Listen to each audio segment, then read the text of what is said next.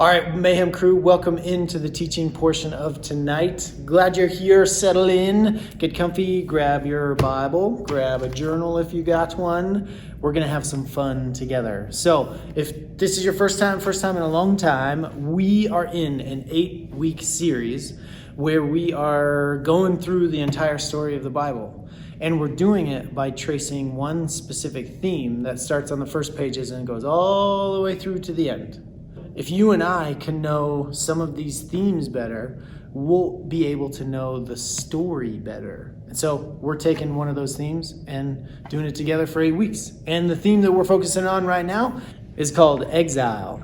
So it's okay if that means nothing to you. Here's the definition that we're giving to it. And exile is to be removed from your home and be forced to live in a place that is not your home. This story is helping us understand why we sometimes ask the question, where is my home and why does this place not feel like my home? There's something about being home, where everything's just right. We're surrounded by people we love and trust. There's a feeling of stability and safety. And while some people get to experience this kind of home, many do not. Others might even be forced to leave their home and go live in a foreign land. We call this going into exile. Yeah, in exile, everything is disorienting. You're in the unknown. And in the story of the Bible, this is where the ancient Israelites found themselves, conquered by Babylon, living in exile, far from their homeland. And so they had to ask themselves, how did we end up here? And is there any hope of going home? And the whole story of the Bible is designed to address those very questions. The whole story? Really? Yeah, go back to the first pages of the Bible. Where does humanity live? Okay, they live in this really sweet garden. They're home. And they're there on one condition, that they trust and follow God's one command, and they don't. And so the consequence is banishment from the garden. They're sent into exile. Exactly. Okay, as we get going tonight, I want to remind you of one of the goals that we have together as a community. We, together, want to be learning how to read this story. Like learning how the authors put it together, how they wrote it, how to read this story so we can understand it and hear God's voice through the story so that we can respond to Him and have it shape us in our real day-to-day lives. And sometimes there's some skills that we don't know. I want to talk to you about day 3 in this journal. Like if you've been doing this journal, day 3 is all about learning how to see the connections that the author is making from the current story back to previous stories that have already happened. Now, what do I mean by a connection from this story to other stories? How do you know how to find a biblical pattern? Well, biblical authors do it subtly. The best way to catch on is to watch them embed key words and images that link stories together. Take, for example, one of the main themes of the Bible, the complex and tragic human condition. Okay. So let's start at the beginning, where God is making a really good world. Right, 7 times it says God saw that it was good. So those are clearly important words. Now watch. God appoints 2 characters named Human and Life to rule this world on His behalf, and they're told that everything is good for them to eat. Except for the tree of knowing good and evil. So then the humans doubt God, and in Genesis we read, they see that it's good to take this knowledge for themselves. Then we read, they desire to become wise, and then finally, they take what they want. And everything falls apart. This story is about the human condition. And on its own, it's a really powerful story, but the biblical authors don't leave it there. They turn it into a pattern. It happens again with Abraham and Sarah. God brings them into the promised land, promises them a child. But they don't trust God, they get impatient, and we read the same words. They see their Egyptian slave, they take her and do what is good in their eyes. Do you get it? Yeah, the stories match. Then you get to Aaron at Mount Sinai, and we read how he sees and then takes the gold of the Israelites to make the golden calf. Or there's the story about Achan, who sees the gold of the Canaanites. He desires it and takes it for himself. This pattern highlights how one person's temptation can create suffering for many people. Exactly. It's just like the story of Saul, where we read that the Israelites see him. They desire him and take him as their king so they can be like all the other nations. And Saul's reign leads them to destruction. Or there's the story of David, which says that he sees Bathsheba. He desires her and then takes her and then kills her husband. And then David's family starts destroying each other. So you see, it's just one basic theme repeated over and over. These stories are all designed to show the temptation pattern. Which is kind of a downer. But the repetition builds up anticipation. Perhaps someone will come and break the pattern. This is why the stories of Jesus have been designed to carry the patterns forward to their climax. Really? Yeah, like what does Jesus say when he's faced with his greatest temptation to avoid dying on the cross? Not my desire, but your desire be done. So the pattern flips, and you have one person resisting temptation, and his suffering provides life for many.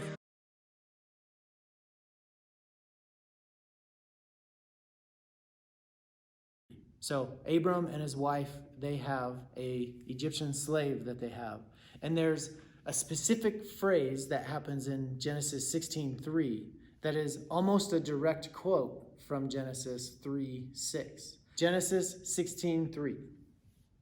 Sarai took her Egyptian slave Hagar and gave her to her husband. I feel like I've heard that before. Flip back Genesis 3:6. She, being Eve, took some of the fruit and ate it.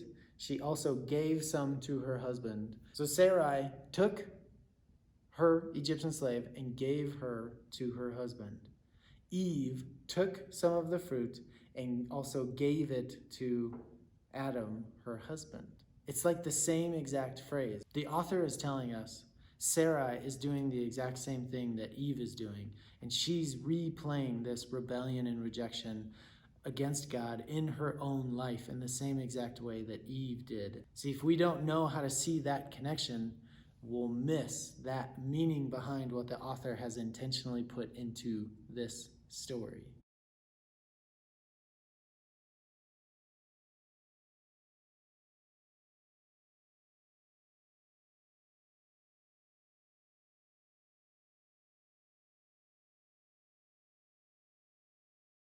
Okay, so now on to the story part of tonight, where we are seeing the exile pattern play out in more stories. But before we look at tonight, we need to recap our minds around the story so far. Well, it begins by introducing us to a beautiful mind, the author of all reality, a being called God. And he has the power to take the dark chaos of the uncreated world and bring about order and beauty and a garden full of life. And to crown this accomplishment, God appoints these creatures called humanity, Or in Hebrew, Adam. and they're made as God's image. Which means that they're commissioned to rule this beautiful world on God's behalf by harnessing all of its potential and creating even more beauty and order. This is a story about humans using their power to do meaningful, life-giving work. But the question is, how? Yeah, humanity now faces a choice that's represented by a fruit tree. So humans could partner with God and find freedom by trusting in his knowledge of good and evil. Or They could seize power and define good and evil on their own, which, God warns, will kill them. and they hear the voice of a dark, mysterious creature that tells them the choice is simple. Take the fruit. It'll give you power and freedom to rule the world on your own terms. And so they seize this knowledge, and as a result, they become suspicious and self-protective. It leads to fractured relationships, violent power grabs, and ultimately, a whole civilization, Babylon, that has redefined evil as good. And so, God scatters this corrupted human project. And here the story of the Bible takes an important turn. We zoom into the story of a man and a woman who come out of Babylon, Abraham and Sarah. Yeah, God promises that from them will come a new people, a nation that has another chance to make the right choice. And if they succeed, it will open up this new way forward for the rest of humanity. And this is why the rest of the Bible story is about this family. And it does not go well. Despite God's personal guidance, Abraham's family gives in to that same temptation to redefine good and evil on their own terms, apart from God.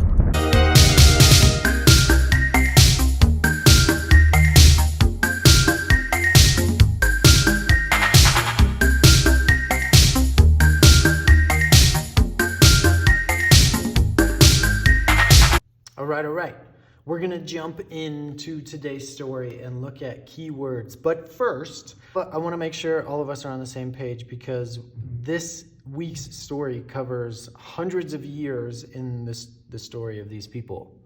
And there's no way that you and I are going to be able to understand everything that's happening in that story tonight, or even in 8 weeks that we have to cover it. So remember, our purpose that we're trying to go after, like, we're not trying to understand the whole story and what's happening. Like, that's not what we're trying to do. We're trying to learn how the author put the story together and see key words and phrases in the story to help us understand the link between this story and stories that came before it, so that we can understand what the author is trying to tell us. So I have started us already with some key words here so that I can zoom through and you guys can see it clearly, and we'll be able to jump into our groups and conversations. So here we go with the beginning, Genesis 50, with a guy named Joseph. You may or may not be familiar with him, but Joseph, this is his dad, and this is his granddad, great-granddad, Abraham. So we left off with Abraham last week, and Joseph is dying. He says, I'm about to die, but God will surely come to your aid and take you up out of this land, Egypt, there in Egypt, to the land he promised on oath to Abraham, Isaac, Jacob. So he's dying not in the land, but dying in faith that God will take them to the land. He still has hope that God will take them to the land that he has promised. And then Exodus is the beginning of this people. They move from a family into kind of like a nation, and so they start to become called the Israelites. But the Israelites were exceedingly fruitful. They multiplied greatly, increased in numbers, and became so numerous that the land was filled with them. So that the author is telling us something very specific. He wants us to see that God is giving them the Genesis 1 blessing. This is like exact. Fruitful, they were exceedingly fruitful. Increased in numbers, multiplied, and increased in numbers, fill the earth, so numerous that the land was filled with them. So God is giving them the Genesis 1 blessing, and he is with them and making them flourish and helping them live an abundant life, even though they are in Egypt and not in the land yet. Then a new king, to whom Joseph meant nothing, came to power in Egypt, and he says, look. Now, what is he looking at? He is looking at the blessing that God is giving the people. And he said, the Israelites have become far too numerous for us. And he begins to see this as a threat. He looks at the blessing of God, and he could see that this is a good thing for him and the people of Egypt. And instead, he sees it as a threat. And he is afraid that because they're getting bigger, that they're going to join their enemies and conquer Egypt and overthrow them. And his response is to put slave masters over them and oppress them with forced labor. Now, this is a big bummer, because if you remember Genesis 12, well, it's a big bummer for the king of Egypt, because God promised Abraham, I will bless those who bless you, and I will curse those who curse you. And so this rebellion against the people sets this king up for curses in the future. And you're like, oh, that was a dumb choice, dude. God would have blessed you. Like, the purpose for blessing Abraham and his family is right here. All the peoples on the earth will be blessed through you. That's what God told Abraham. So this blessing was supposed to flow out and spill out into Egypt. And instead of the king looking at that blessing and seeing good for himself and his people, he sees them as a threat and rebels. And instead of blessings coming to them, curses are going to flow into them. And then 400 years pass. And if you don't know that story of Egypt and those things, My recommendation, go spend a couple hours, watch The Prince of Egypt. It's not entirely accurate, but it'll be a good start for you to know the story and the context and what's going on. Then you can come back to the Bible and start reading. It'll be fun. So Exodus 19, God comes and rescues them and frees them and takes them to the wilderness and brings them to a mountain. And Moses comes up and God is like, I want to establish a relationship with them. Tell them this. Now, therefore, if you will indeed obey my voice and keep my covenant. So here, if you will obey my voice, this is kind of like a warning and a setting the stage, setting before them life and death. Now, this word obey for you and me carries a lot of baggage. And actually, if you're translating the Hebrew, that word is actually like listen.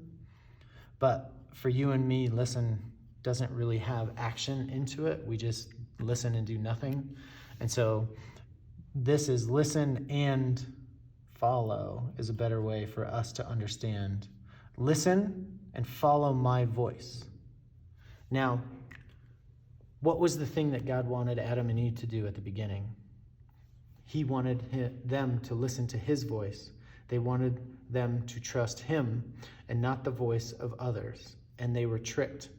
And they didn't trust God, and they listened to the voice of another and experienced the consequences of listening to a different voice. And this is the same thing. And this is a theme that runs through the entire story. Think of Jesus. What does Jesus tell people? He says, believe in me and follow me. Listen to my voice and you will live. It's the same thing that runs through the story. The first thing that God wanted people to do runs through the entire story. And so they get done with this conversation and the people say, all that the Lord has spoken, we will do. They're like, we're going to do it. We're in, God. Woohoo! And then the next narrative chunk, like between here and here in the Bible, is a bunch of rules and regulations about how the nation is supposed to organize themselves. When the people saw that Moses was so long in coming down from the mountain, so like Moses went back up to the mountain and was talking with God, they gathered around Aaron and said, come make us gods who will go before us. As for this fellow Moses who brought us out of Egypt, we don't know what has happened to him. They're like, I don't know. He's gone for a long time. Who's going to lead us? Who's going to be here? Is God even for us? We don't know. We've been waiting down here. It's been so long. I don't know. Can we just do something? And so Aaron is like, okay, take off your gold. And they took off their gold. And he took their gold and fashioned it into little baby golden calves. Now, the author here wants us to see that this is Genesis 3:6 replaying. When the woman saw, she took some and ate it. She saw, she took. They saw, take, took. This is an intentional move to show that Adam and Eve's rebellion, they are replaying it in their own lives and rebelling and rejecting God in their time, in their way. Right after they said, we will follow you, we will be with you. And this people continues to journey in the wilderness, and they get to the edge of the promised land, and because of their rebellion and rejection, and it's, like Moses is recapping this story here in Deuteronomy 1, and he's like, look, for all the things that God did and revealed himself, you did not trust in him. And when they got to the promised land and heard from God, he said, no one from this evil generation shall see the good land I swore to give to your ancestors. They are banished from the land that God promised to them because of their rebellion and their rejection. And they wander in the wilderness for 40 years until all of that generation dies, except for these two guys. Why? Because they followed the Lord wholeheartedly. Now, as we finish our conversation, Day 5 is all about responding to this story, about how God is talking to us and teaching us and showing us truth. For me, as I process this week, this piece right here, this king looking at God's blessing and seeing a threat and something that was evil, and maybe even God was blessing somebody else, and I saw his blessing to somebody else as my loss instead of my gain. And this is really what I do in my life. I really think so many times I look at the situation that might be difficult, that might be really hard, I might be lonely, and I interpret the situation as somebody is against me, God has forgotten me, God's not really good, is God really here? That person that was meant to be a blessing in my life is now my enemy. They're against me, they're trying to hurt me, they're trying to do so many things. Man, there's so many times that I look and I see bad instead of good. And what if I started to see the situations as God working good in that situation for my benefit? Man, I think that would radically change my life. And I want you guys to go into your groups and talk about the text and these things and what you saw and what you learned. Have fun. Peace.